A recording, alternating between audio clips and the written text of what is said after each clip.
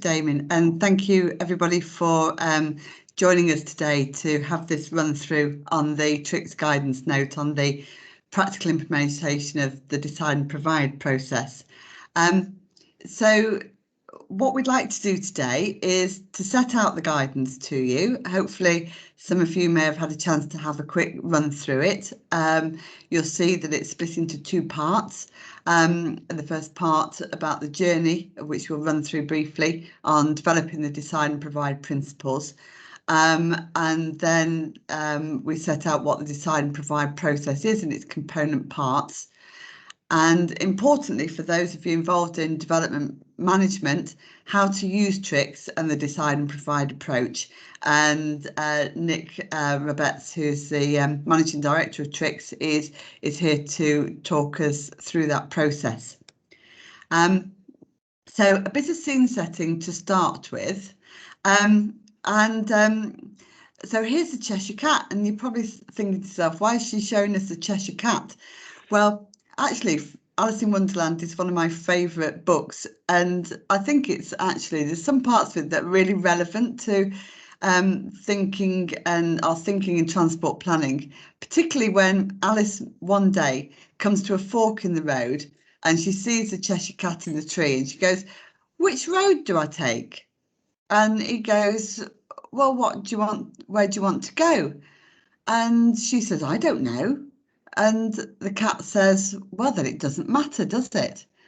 And these were the questions that Trixx was asking, having a couple of years ago when we were looking at the work that CIHT and Glenn had done in Transport Futures, and also some of the findings from the All Change report that was published in May 2018.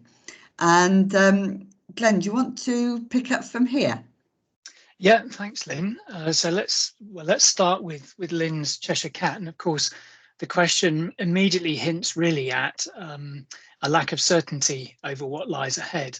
And of course, the future is inherently uncertain to whichever degree you might have an opinion on it. And therefore, a view of the future will always be subjective and based upon assumptions. And perhaps in relation to Trixx, most importantly, is the realization that evidence is not the same as truth when it comes to looking to the future. Trixx, as you will know, is a historic database, so it doesn't have a crystal ball about the future, but it does give us an opportunity to look at where we've come from in order to help inform where we will go, or perhaps more significantly, where we could and ultimately where we should go in terms of planning for the future. Next slide, please, Lynn.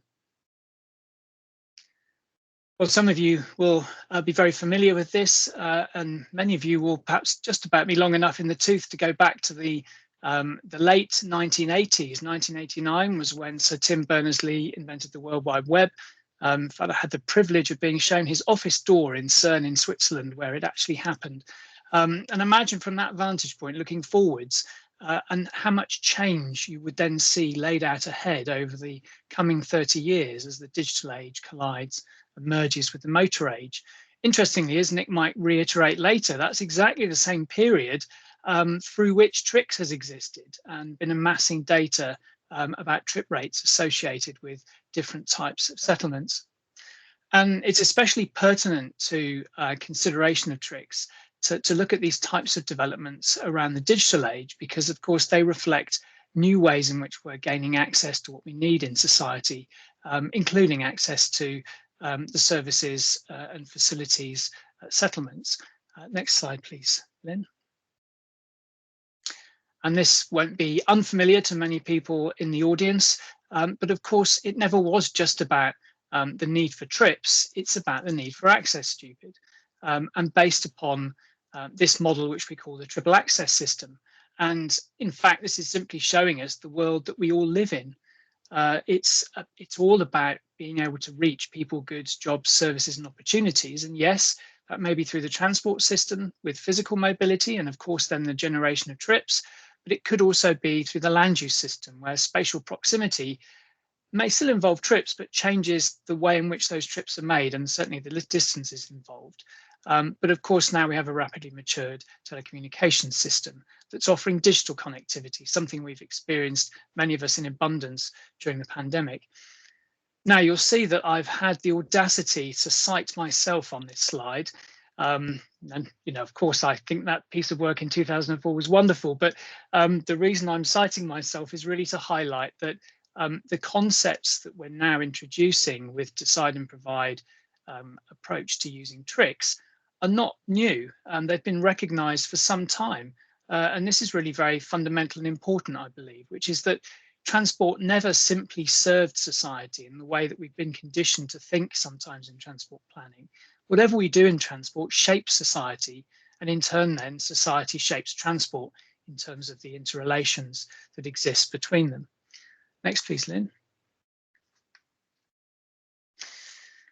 Now, of course, moving forwards through that last 20 years that we saw in the earlier slide, we're all very aware now that we are existing in a fundamental state of flux where trends that have been long run have started to change. They've been exacerbated and amplified in terms of new directions that might be taken thanks to the pandemic and the global shock that that represents. But we're no longer simply trying to predict the future in any case in transport, because in the UK's case, the government has said what its preferred future is, indeed a legally binding preferred future, which is a net zero 2050 for the economy. And so that signals a need for change as well as understanding the change that's taking place. So it's no longer acceptable to look in any form of rearview mirror and expect to see an extrapolation of what went before out into the future. So the way we plan needs to change. Next, please, Lynn. And in essence, this goes from predict and provide to we are suggesting, and this new guidance is suggesting is possible in terms of settlement development and making the case for the travel demand implications. We're moving to decide and provide. Trixx, predict and provide, will be very familiar to the Trixx community, whether or not that label has been used for it, but very much based upon forecasting a most likely mobility future, perhaps with some recognition of sensitivity to reflect uncertainty, but then setting about to provide the means to accommodate the projected demand. And that's very much demand-led supply, it's reactive.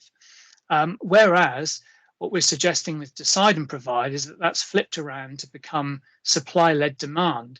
And in that phrase, supply-led demand, the point is the way you design the supply matters, not just the sense of capacity of supply. But with decide and provide, we're identifying a preferred accessibility future, not just the way we travel, but the way we connect and the outcomes that represents for a community, and then providing a means to move towards it that accommodates that deep uncertainty ahead. Next, please, Lynn. Moving to the real focus of this session, of course, which is what does all this mean for Trixx itself?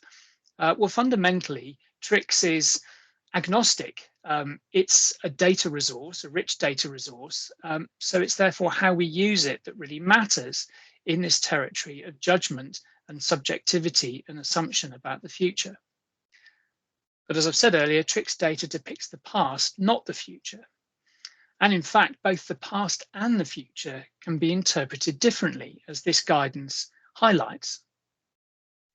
And it's worth remembering that even in the world of Trixx predict and provide, as has played out over the last decades, any attempt that was put forward at a public inquiry to project future trip rates was simply a judgment based on assumptions. As I'd said earlier, it's not a truth that's being presented to the inspector.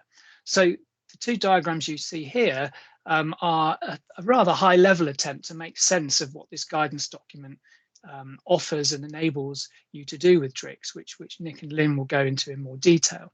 So on the left, we have Trixx predict and provide, where for a particular settlement type A, one's able to look into the Trixx database and identify other settlement type A's and the trip rates associated with them, particularly car trip rates, and some historic average can then be taken, and that's projected forwards to say, well, we'll surely have more of the same.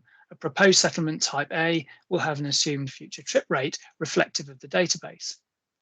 But if we move across to Trixx decide and provide, particularly in recognition of the trends we've seen and the shifts in behaviour that we've seen in the last 20 years from the All Change report and other sources, then by looking backwards into the Trixx database over time, we may be able to identify a trend in trip rate associated with settlement type A over time, and first of all, project that trend forwards, which we're seeing there as the Trixx currently understood trend extrapolated. But that's one future scenario. We're also able to draw upon other information, such as the national road traffic forecasts, which offer another subjective view of the future of plausible scenarios. And so we can take a scenario or more than one scenario from such projections. Then added to that, we introduce the notion that the design of a settlement will influence the demand, so the supply-led demand point I mentioned earlier. And therefore, we can offer up a vision-based supply-led projection.